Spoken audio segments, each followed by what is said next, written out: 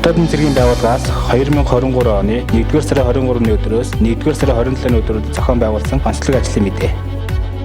Дотоодын цэргийн штабаас Одонд хороо Ахмадын зөвлөлтөй хамтран Игч анжин Сүхбаатарын үндэсний 130 жилийн арга хэмжээний хүрээнд Игч анжин Сүхбаатарын хөшөөнд цэцэг өргөх цэргийн ёслол хүндэтгэлийн ажиллагаа Дотоодын цэргийн анги байгууллагын аль багштын дунд Одонд хороо Ахмадын зөвлөлийн нэрэмжит анжин сүхшиг хийцгийг зэрэглэлийн гимнастикийн аврал шалгаруулах тэмцээний зохион байгууллаа. Миний өндөр өвөгийн нэрэмжит энэ тусгай 05 дугаар ангийнхын ерөнхийдөө жилээс жилдвэл ийм арга хэмжээ зохион байгуулж ирдэгдвэл их баяртай байдгийм аа. Яагаад гэвэл энэ бидний улсын хувьд бол маш их чухал юм. Жанжин бол яг бидний хувьд бол ерөөсөө гэр бүлийн хүрээнээс халиал гарцсан хүн шүү дээ. Тэгээ бид бол жанжингаа бол ерөнхийдөө бол Монголын нийт ард түмэн яаж хүлээж авдаг вэ? Тэрүүн шиг хүлээж авдгийг тийм ээ. Манай улсын баатар гэж. Тэгээ би залуучуудад бол ийм юм хэлэхшээ. Ер нь бол би тэгээд ухаан бодол тэгээд эцэст нь хувь заяагаа захирах чадамж бол хамгийн чухал байдгийм аа хүнд. Тэгээ тэр чадамжийг бол одоо 05 дугаар одоо анги шиг тийм ээ цэргийнхэн айрам өгдөг тийм ээ. Тэгээ тэрнийг бол их өндрөөр үнэлж яваарай. Ширийн гимнастикийг дотоодын цэргийн анги байгууллагын хэмжээнд ер нь жил болгон уламжлал болгон зохион байгуулагдсан. Эмчлийн үед анх удаа зохион байгуулж байгаа юу? Энэ талаар мэдээлэл өгнө үү? Дотоодын цэргийн байгууллагаас дотоодын цэргийн байгууллагын хэмжээнд энэ албаагчдын бие бэлтар мэрэгжлийн ур чадвар, сэтгэл зүйн бэлтгэдэг дэвшлүүд чиглэлээр цэрэгжлийн спорт 9 төрлийн уралдаан тэмцээнийг 2023 онд зохион байгуулахаар төлөвлөсөн. За энэний эхний тэмцээн маань өнөөдрийн цэрэгжлийн гимнастикийн тэмцээнээр эхэлж байна.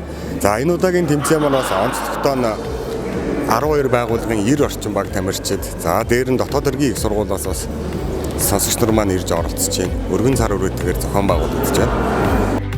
Дотоодын цэргийн тэг 5 дугаар ангиас амьдлах суур тусламж, цус алдал, ховгорол сэтгэл зургалтыг цагдаа ерхий газрын эрүүл мэндийн сэтгэл зүйн хэсэгтэй хамтран зохион байгууллаа. Дотоодын цэргийн 85 дугаар ангиас сэтгэл зүйчдийн мэрэгжлийн ур чадварыг нэмэгдүүлэх зорилгоор зөвлөлийн нийлэмжийн карт ашиглаж сэтгэл зүйн зөвлөгөө өгөх арга зүйн сургалтыг цэргийн нөхөрлөлд олон улсын байгууллагатай хамтран зохион байгууллаа. Мөн ангийн урлагийн хамтлагийн 2023 оны төлөвлөгөө Үлээр найрал хөгжмийн хөгжимчнийг бэлтгэх ажлын хүрээнд тус ангиас хөгжимчин болох хүсэл сонирхолтой хугацаа цэрэг албаагчдын дунд сонгон шалралтыг явуулж шалралтанд амжилттай шалгагдсан 6 хугацаа цэрэг албаагчдад үлээр хөгжмийн анхан шатны сургалтыг зохион байгуулж эхлээд байна. Дотоодын цэргийн 860 дугаар ангиас албаагчдын дархлааг дэмжих, албан үүрэг амжилттай биелүүлэх нөхцөл боломжийг бүрдүүлэх зорилгоор эмэгтэйчүүдийн зөвлөлтөй хамтран дархлаажуулах ажлыг зохион байгуулж, албаагч бүрт витамины болон дархлаа сэргийлэх бэлтгэл тараа ажиллаж байна. Мөн албаагчдыг урам зориг сэргээх, амжилтанд хүрэх сэтэл төрүүлэх, өөртөө итгэх итгэлийг нэмэгдүүлэх зорилгоор Intel компанитай хамтран өдөр бүр веб 2 онч мэрэгэн үгсийг албаагчдад хүргэн ажиллаж байна. Зэвсэг хүчний хуурай замын цэргийн хамгааллагчийн тушаалаар хүчний гадаад хэлний сургалтын төвийн материалыг баазыг төчгөлн зохион байгуулдаг. Англи хэлний 6 сарын хугацаатай анхан шатны дамжаанд нэг албаагчийг сургалтад хамруулж байна. Багнуур дүүргийн 823 дугаар тусгай салбараас дүүргийн цагдаагийн хэлцтэй хамтран албаагчдын бие болдрын бэлтгэжил тэсвэр хатуужлыг нэмэгдүүлэх чиглэлээр хэлтсийн аврал шалгаруулах боксинг тэмцээнийг амжилттай зохион байгууллаа.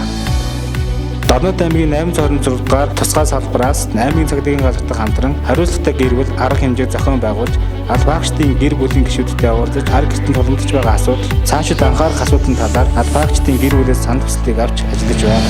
Та бүхэнд дотоодын цэргийн байгууллагын хэмжээнд болж өнгөрсөн үйл явдлын талаарх мэдээллийг хүргэлээ. Анхаарал хандуулсанд баярлалаа.